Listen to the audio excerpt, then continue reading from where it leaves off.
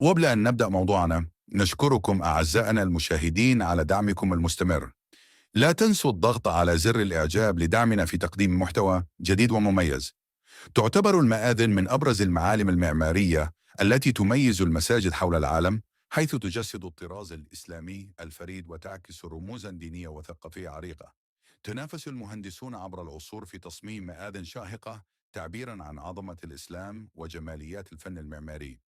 في هذا الفيديو سنأخذكم في جولة للتعرف على أطول 10 مآذن في العالم وفقا لارتفاعها. 20 مترا مئذنة قطب منار في الهند 77.5 متر. تعد مئذنة قطب منار في الهند واحدة من أقدم وأطول المآذن المبنية من الطوب في العالم. شيدت في القرن الثاني عشر بأمر من السلطان قطب الدين أيبك، وتمتزج في تصميمها العمارة الإسلامية بالتأثيرات الهندية. تتميز المئذنة بنقوش وزخارف هندسية رائعة، وهي جزء من مجمع قطب الأثري المدرج ضمن قائمة اليونسكو للتراث العالمي. 6. مآذن جامع السليمانية تركيا 83 مترا. يقع جامع السليمانية في مدينة أدرنة التركية، ويتميز بأربع مآذن شامخة يبلغ ارتفاع كل منها 83 مترا.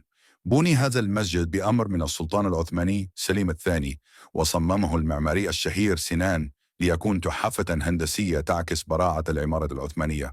8. مآذن المسجد الحرام السعودية 89 مترا. يضم المسجد الحرام في مكة المكرمة مآذن بارتفاع 89 مترا تستخدم لرفع الأذان ليصل إلى ملايين المسلمين.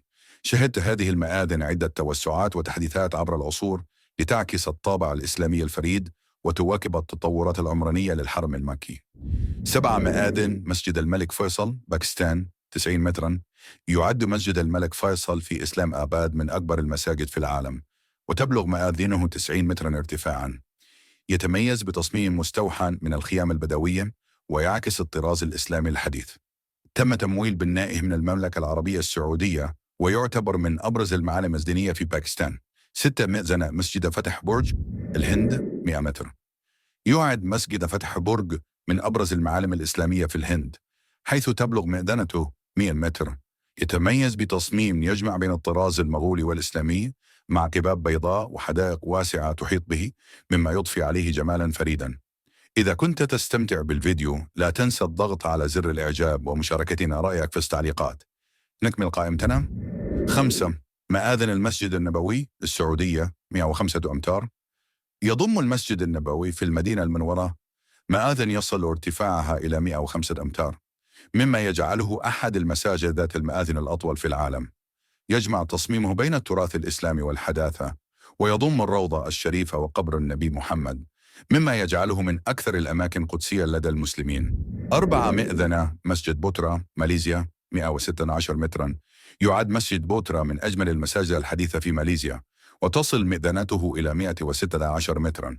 يتميز المسجد بلونه الوردي المستوحى من الحجر الرملي، ويقع على بحيرة بوتراغايا، مما يضفي عليه منظرا خلابا.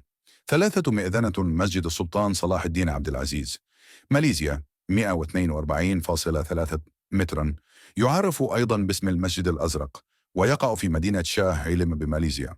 تتميز مئذنته البالغ ارتفاعها 142.3 مترا بتصميم إسلامي عصري، ويغطى سقف المسجد بالزجاج الأزرق، مما يمنحه مظهرا فريدا. مئذنة مسجد الحسن الثاني في الدار البيضاء هي الأطول في العالم العربي بارتفاع 220 مترا. تتميز بتصميم مغربي أصيل وزخارف استفسائية رائعة، كما تحتوي على أشعة ليزر تشير إلى اتجاه الكعبة المشرفة ليلا، مما يجعلها معلما إسلاميا فريدا.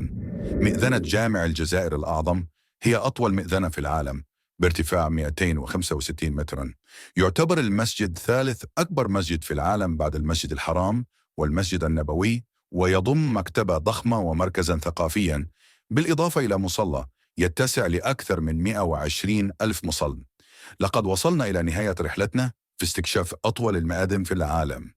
إذا أعجبك المحتوى، لا تنسى دعمنا بالضغط على زر الإعجاب والاشتراك في القناة لمشاهدة المزيد من الفيديوهات المشابهة.